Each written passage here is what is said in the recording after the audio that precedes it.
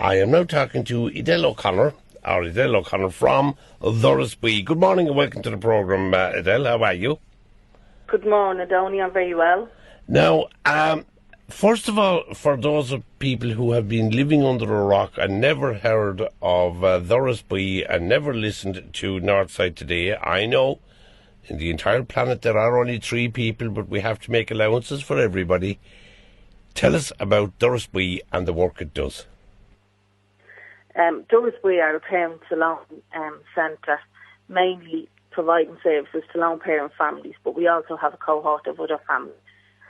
So they access the services. We have adult and child counselling services. We have a teen parent programme, an information and support service, and we provide pre-vocational training as well as the early years service. And when you say the service you provide, I suppose 2 questions jump out at me. Number 1, what age limits are on the children? And number 2, how many can you cater for at a time under normal circumstances? Under normal circumstances, there are children preschool ages, so anything up to school going age from 6 months. And we would normally cater for up to 82 children. We have 4 care rooms. And what did you say, 80 to 100? Is that what you could cater for? No, there would be 2. And tell me this, Adele, how have you had to adapt, or can you adapt, in the current situation? Yeah, well, we have adapted. We had to adapt the services when the building was closed to the public on the 12th of March.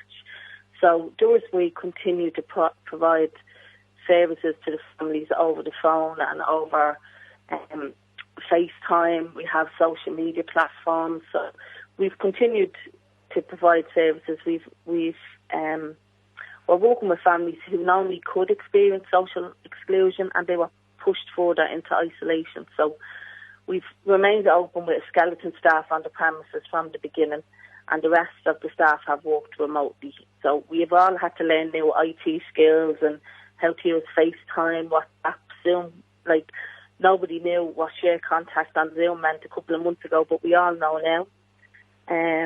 And then as soon as the government statements were released, Doras Bui provided up-to-date information on legislation changes across our social media platforms. So we use Twitter, Facebook and Instagram.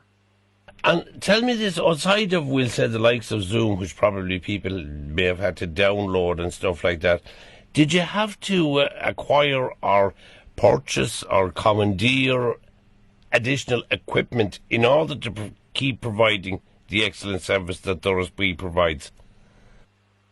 We didn't need to provide or to purchase extra equipment. However, we are now. We have, at the moment, we're installing perspex screens and trying to adapt the premises. We're looking forward to opening in the next couple of months.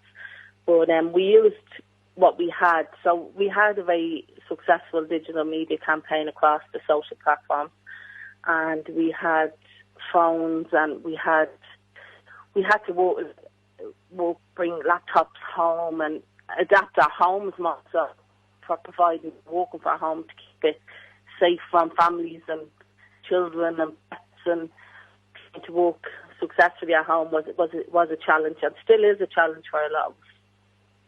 And another thing then, and this is something which has come up every time, Adele, and I'd be interested on your take on this, because I don't know that there is an answer to this. When it comes to reopening and when it comes to small children, and we have heard various government departments and various people in the hierarchy saying, creches will open on such a date and schools can open on such a date and childminders, etc., etc. How do you get small children to practice safe social distancing? Because I'll tell you, if you can answer that one, you are, without doubt, the most intelligent woman on the planet. Well, we all know you can't keep 2-year-olds away from each other. So the Dublin City Childcare have said that the social distancing is more so for staff. That staff are practicing safe, all the safety protocols, wearing the PPE, keeping the distance, having the smaller numbers of rooms, cleaning down is very important. We have COVID training and COVID coordinators in place to make sure all of the cohorts are in place are happening. Yeah, no, I did hear that there was proposals that, when the child is dropped off and that there may be a different protocol or a different system in place for receiving the child into the care centre. So can you tell us something about that, Adele, please? Yeah, well, as I said, we're only in the process of doing it in place to have staggered times for children being dropped off, for staff to go out to, possibly out to cars and take children in one by one and have different entrances. We're lucky we have a number of different emergency exits within the building, so we can have all different entrances and exits for the children to ensure the running of the day-to-day operations. And the other side of it then is, now, this is really, we'll sort of, I suppose, on the medical side of it, but kids play, kids get dirty, and we are told that actually is all part of building up their immune system for later life.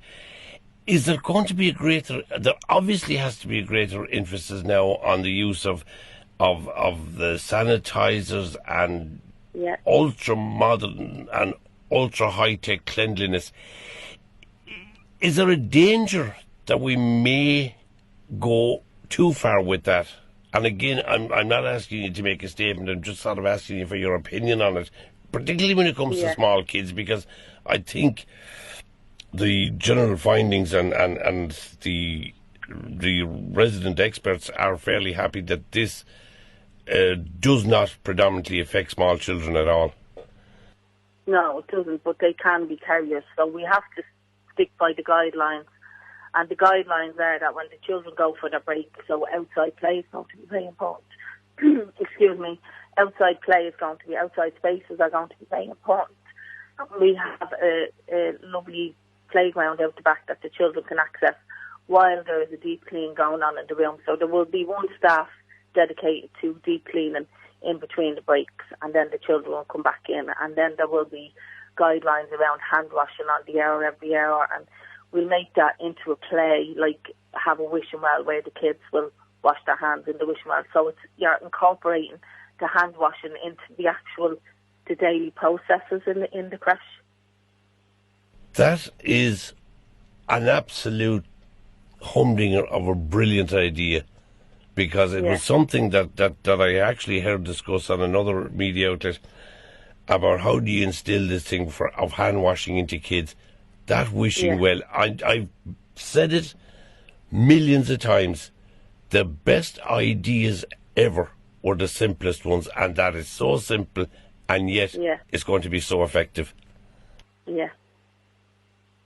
So there'll be an alarm rang, like a bell will be rang, like going back to school days, and the bell rang and all the children will know it's the time to wash their hands, now it's the time to go to the wishing well, and that's the way it will. Hopefully it will be okay, as none of us know what's going to happen, so we just have to follow the guidelines that are in place. Yeah, and I'd say that the way the figures and the way things seem to be at the moment,